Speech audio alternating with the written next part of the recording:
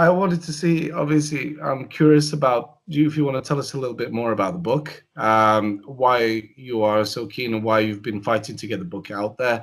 Obviously, I'm aware of how long or how much work has gone into it and how much you fought to try and get the book published against all odds. Obviously, we've taken the challenge on, so we want to fight for it. But I wonder if you can just tell us a little bit more about the book. Sure. Thank you very much, and my best to all my friends in Bosnia. This new book I have entitled Stopping the Serb Genocide Against the Bosnians.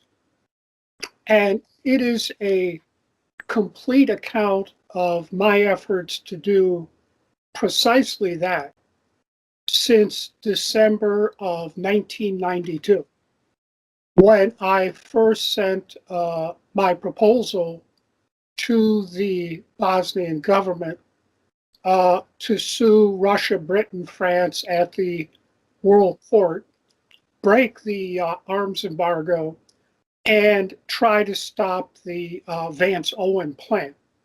So that's really where I came in with Bosnia. Before that, I was serving as legal advisor to the Palestinian delegation to the Middle East peace negotiations with enormous responsibilities. So I couldn't really do anything, though I was horrified by what I saw was going on in Bosnia. And so the story starts there with Vance-Owen. I was at Vance-Owen negotiations with President Izetbegovic, and then Owen Stoltenberg, which I sabotaged, the contact group plan, which I helped to stop. Then Holbrooke came in, trying to oppose the Washington agreements, and then the Dayton Agreement. I advised President Izetbegovic that the first draft was a de jure carve-out of Bosnia into two states, and that did not happen. And continuing on from there up to the Hayes-April package, when the SDA asked me to analyze that, and I recommended against it in the strongest terms possible. And on that recommendation, the former Bosnian Foreign Minister, Mohammed Shakirbi, publicly agreed with me on a panel in Chicago. To my surprise, President Tihic agreed to the Hayes-April package, which would have been a disaster for Bosnia, further cementing the legal existence of Republika Srpska and leading to its secession from Bosnia. So I launched a campaign to defeat Hayes-April, and it was joined in by the Party of Bosnia-Herzegovina, and at that time its head, my former client and friend, Haris Salajic. And as you know, we won that debate by 2 votes in the Bosnian parliament. It was a near-death experience for Bosnia-Herzegovina. But at that point, then SDA put me on all of their blacklists. And I am completely blacklisted out of Bosnia and Herzegovina, and also here by all Bosnian groups in the United States, because SDA controls the Bosnian diaspora here in the United States. So no more conferences, lectures, interviews, any of that. Up until then, I was SDA's fair-haired boy. And after that, I was consigned to their rubbish bin. And as you know, I continued my involvement in Bosnia. I worked very hard to pressure Bakir Izetbegovic to go to the World Court to get a revision of the 2007 judgment. And eventually, I started a campaign. Everyone pressured him to do it, but it was pretty much sabotage. And as you know, we lost, and that was that.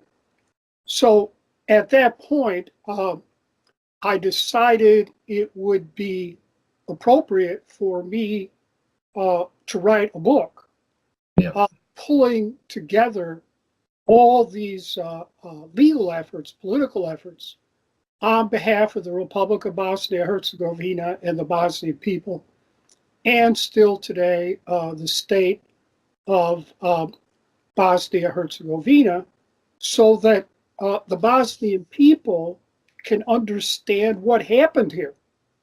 Because, if you're sitting there in Bosnia and you're looking around you, you're probably wondering, how did this happen to us? Why was this done? Where was our government? Where were the United States, Britain, and France? Where was the European Union? Where was the United Nations? Why didn't they stop this? Well, I had to deal with all of these people and governments and states on your behalf. And so I tried to write up what happened and why it happened and what was wrong with what happened from my unique perspective, in the hope and expectation that the Bosnians can read it and figure out where to go from here. In addition, most importantly, the book contains the official Republic of Bosnia and Herzegovina World Court lawsuit for genocide against Britain. I had tried from the very beginning to convince President Izetbegovic and the Bosnian presidency to let me sue Russia, Britain, and France at the World Court, in addition to Yugoslavia, to break the genocidal arms embargo against Bosnia, and also any genocidal carve-up of Bosnia, starting with Van Zoon. And finally, after an enormous amount of work, I did convince President Izetbegovic to give me the authority to do this on November 15, 1993, 25 years ago now. And it was announced all over the world. And I drew up these genocide papers against Britain to be filed at the World Court, to demand an emergency hearing of the World Court, to break the arms embargo, and to stop, at that time, was the contact group program. And I was in negotiations with the World Court for all of these hearings before Christmas in December of 1993, when all of these great powers threatened us. The United States, Britain, France, they all threatened Bosnia. And in particular, as you know, at that time, all the food came in to Sarajevo Airport that was then the control of British and French troops. They basically threatened to starve us. So at that juncture then, before I could file the actual papers that I had drawn up, the Mohammed Shockerby cut a deal with the British, and that was that. So what I have in this book is the first time ever the actual World Court documents that I had been instructed by President Izetbegovic himself, and not only to draft, but to file.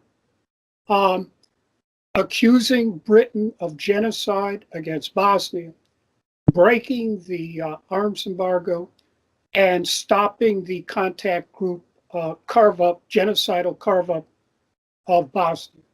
So those papers are in there as well.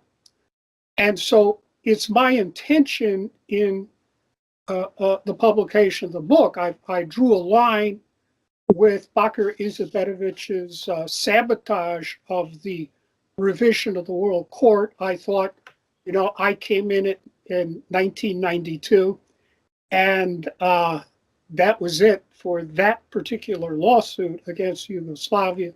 So now would be a good time to write this book up so that the Bosnian people could understand what happened, why it happened, what was wrong with what happened, and try to figure out where to go from here.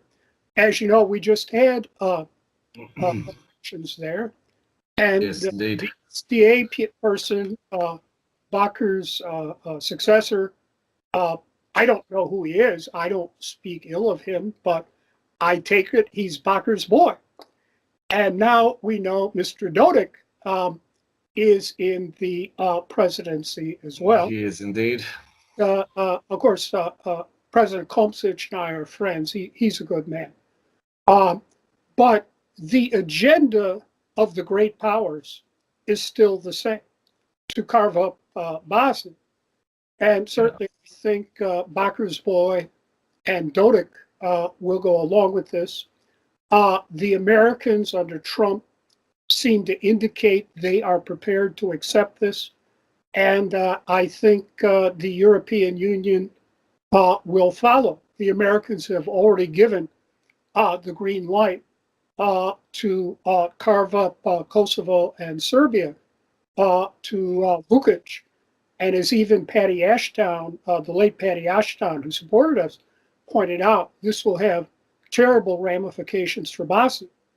So I think that this book will be helpful for the Bosnians to figure out what to do now, and also to fight back against Bakir's boy and Dodik and Vučić and the Americans under Trump, and certainly the British, who've always been out to carve us up and get rid of us, and try to stop this. So for those reasons, I would ask my friends in Bosnia to help support the publication of this book, because SDA has made sure all funding for this book has been completely blackballed all over Bosnia. I have tried and have gotten absolutely nowhere.